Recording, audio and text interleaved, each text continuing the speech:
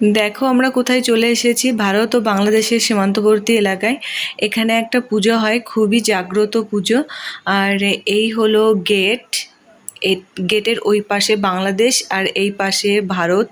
এই এই দেখতে পাচ্ছ তারকাটা, এগুলো এই তারকাটার এই পাশের অংশ ভারতের আর ওই পাশের অংশ বাংলাদেশের। আর এই বাংলাদেশের মধ্যে যে অংশটা ভারতের কিছুটা রয়েছে, তার মধ্যেই এখানে মা যশোদার পুজো হয় এবং গোপালের পুজো হয়। তো আমরা আজকে সেখানেই এসেছি সবাই মিলে, আমার মা, আমার মেয়ে এবং আমার শাশুড়ি মা সবাই মিলে এসেছি। এখানে প্রচণ্ড ভিড়, প্রচণ্ড ভিড়।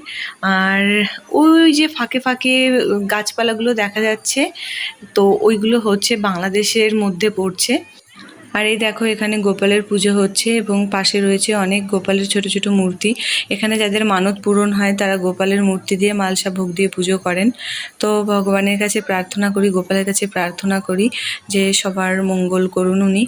আর এই যে গাছটি রয়েছে কাপড় দিয়ে জড়ানো, এটি হচ্ছে মা যশোদার প্রতিমূর্তি হিসেবে এখানে পূজিত হন। আর আজকের ব্লগটি তোমাদের কেমন লাগলো অবশ্যই জানিও। আর টাটা।